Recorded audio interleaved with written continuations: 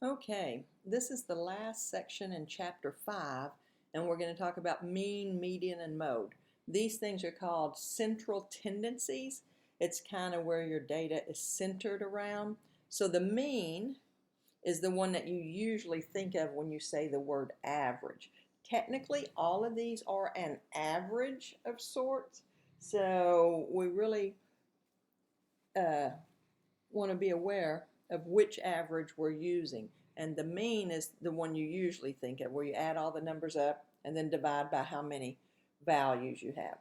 The median is the one in the middle, right? If there's 2 in the middle, then you find the mean, that really should say mean, of the 2 middle ones. Okay, it divides a group of numbers in half. The mode is the value that occurs most often. Okay, so finding the mean. Okay, you add up all of your values and then you divide by however many values you had. Here's an example of finding the mean. So I'm going to add up all these numbers. 84 plus 90 plus 95 plus 98 plus 88. Okay, so add them all up. 1625 and 10, 19, 28, 37, 45. And then you just divide by however many values you had. And there are 1, 2, 3, 4, 5. 5 goes into 45 9 times. 9 times 5 is 45. Subtract and bring down. 5 goes into 5 one time. 1 times 5 is 5. And went evenly, so I don't have to add a decimal and any zeros. So my mean is 91.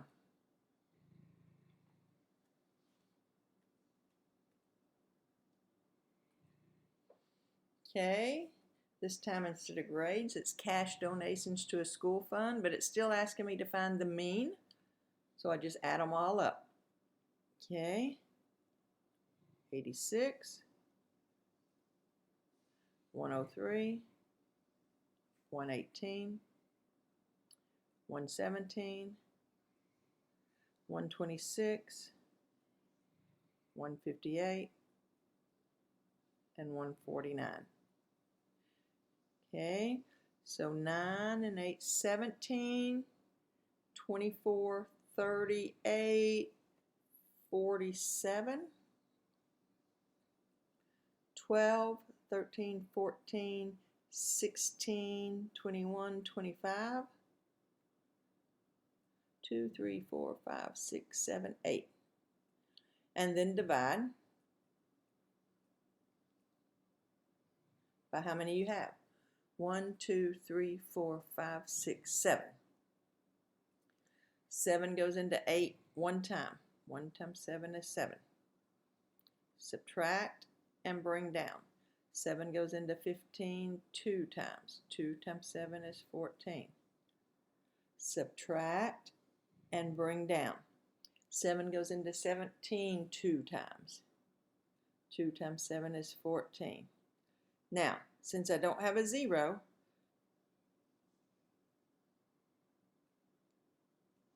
I need to bring some more numbers down. How far do I need to go? Since we're talking about money, money is always rounded to the nearest cent. That's the hundredths. So I need at least 3 numbers up here so I know where to round to, right? So subtract and bring down. 7 goes into 30 4 times. 4 times 7 is 28. So I'm going to kind of move my thing over here. I didn't leave myself enough room, did I? Okay, and bring down. 7 goes into 20 2 times. 2 times 7 is 14. Subtract and bring down.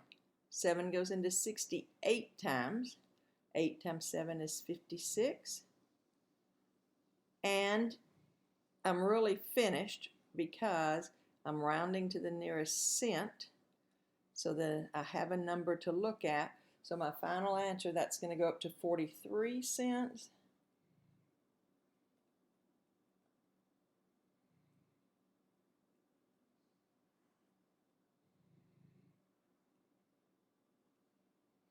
$122.43.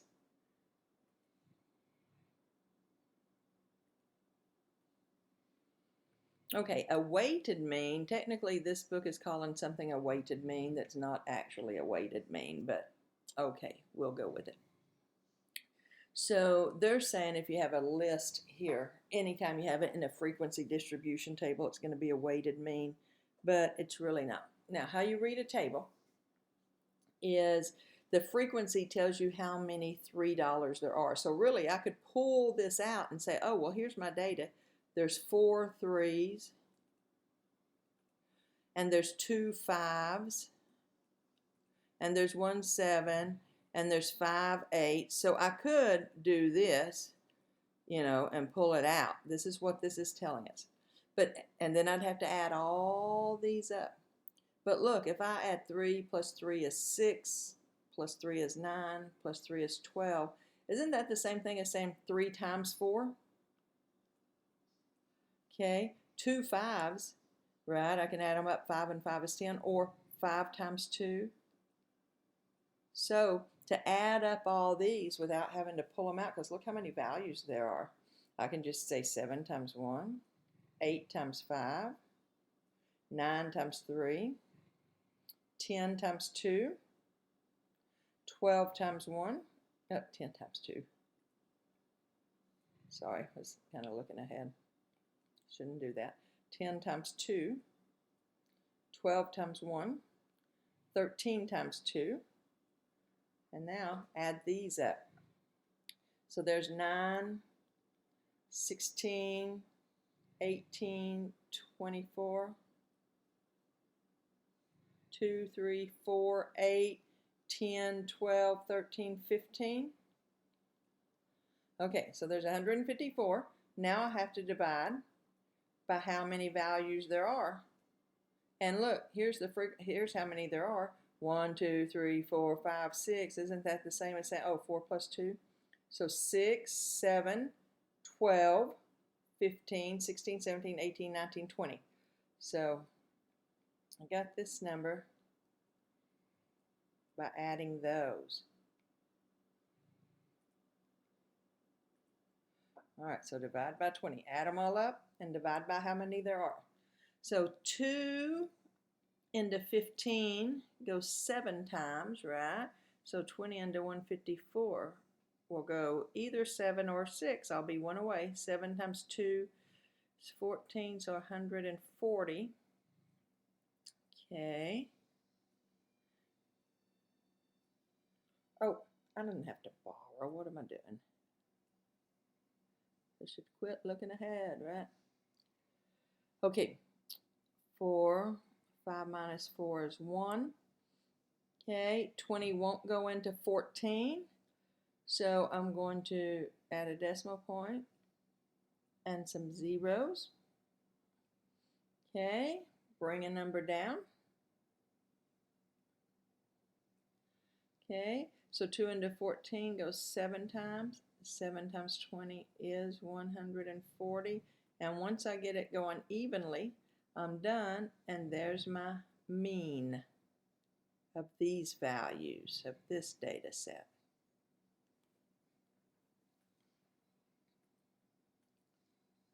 Now this is an actual weighted mean. And this is a really good problem, so think about that. Where do good problems show up? Yeah, this is going to be on a test, right? Just because it's how we do GPAs, and it's nice to know, being a college student, to understand where your grade comes from. And these are weighted means, where the value of each score is weighted differently. So A's are worth 4 points. Let's go up here. B's are worth 3 points, C's 2 points, D's 1 point, and F 0 points. And Okay, so this is Math 0342. So those numbers mean something. Okay, this first number tells you the level. Since it's a 0, that tells you this is a developmental course. Actually, you're not going to get college credit for it. It'll count in your grade point average, but it doesn't count as a college course. If you go on to take the next course, 1332, this tells you it's a freshman level course. If you had 2301, this tells you it's a sophomore level course. If you transfer to a 4-year university, you'll see courses that start with 3s and 4s over here. This second one is the credit hours, right? It's how many hours a week that course meets, so how much credit you get. These other two are specific, just numbers related to the particular course, so they don't have a special meaning, but these first two have meanings. Okay, so this, when you get up to calculus, it actually is a 4 credit hour course, right? You'll go 4 hours. Right now you might have a biology or a science class or something with a lab, and it's a 4 credit hour course, so you'll see that it's like 1401 or something. It's a freshman level course, and it's 4 hours a week. All right. So they're not giving you the numbers, they're just telling you the credits that you get for that course.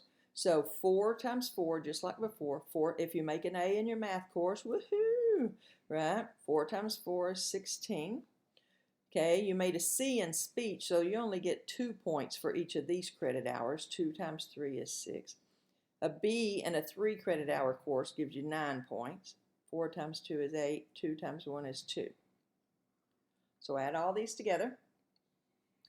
So 6 and 6 is 12, plus 9, 21, 29, 30, 31. So 41. And then you divide by the number of credits. So 10, 12, 14. Okay, so you say 41 divided by 14. And you round when you're doing GPAs to 2 decimal places. So 14 will go into 41 how many times? 3 times. 3 times 4 is 12. And 3 times 1 is 3. Plus the 1, oh, not quite. I was 1 away. It'll only go 2 times. So that's 28. Let's subtract. 11 minus 8 is 3. 3 minus 2 is 1. And bring down. Okay, what do you think? 9 times? You can't really, with a 1 out there, you don't get any help like we do on those other situations. 9 times 4 is 36. And then 9 plus 3 is 12. You subtract.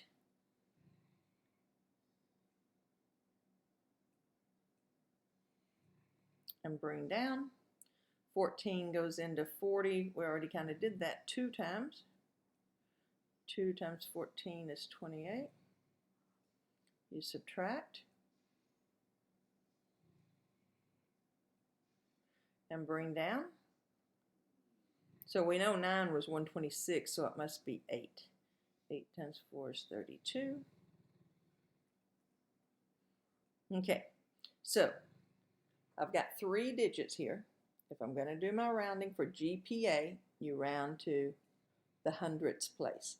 That is 5 or larger, so that's going to go up. Your GPA would be a 2.93. All right, so remember, good question to know. Okay, so means. Oh, they were doing some of that for you. Okay, the median divides a group of numbers in half. Half the numbers lie above the median and half lie below the median.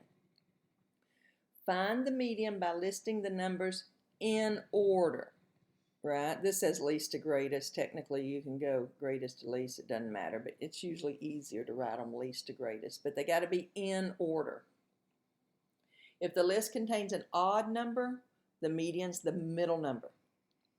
If the list contains an even number, you find the two middle numbers and then find their mean. So the first thing we got to do when finding the median is put them in order. So I suggest making sure you keep up with what you're doing so you can see if you miss one, right? So put them in order.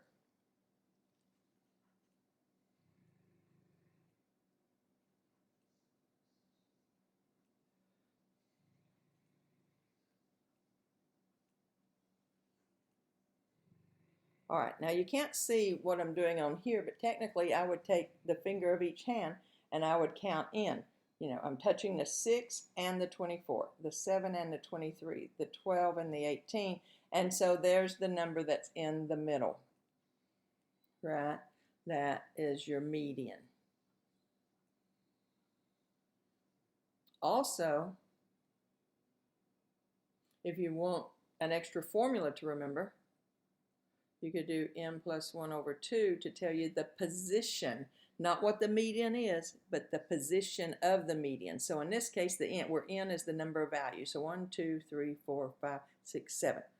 So I would plug in a 7 plus 1 over 2, 8 over 2. So it tells me my median is the fourth number. 1, 2, 3, 4.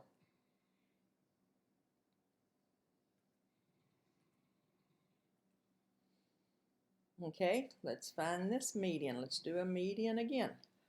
Okay, so 7, 13, 15,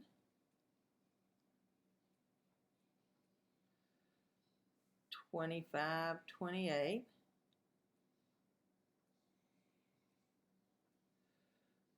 33, 47, 59, 68, 74.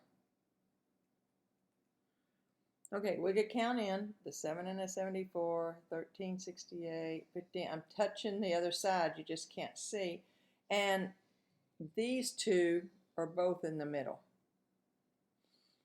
Okay, so what I would do in that case is I would find their mean. So I'm going to add them together.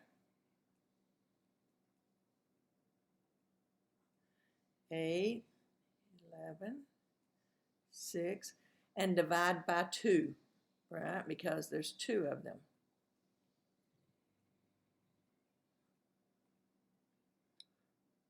Two doesn't go into 1, but every time I bring a number down, I got to tell the problem. Now, because that's not 0, I'm going to add a decimal.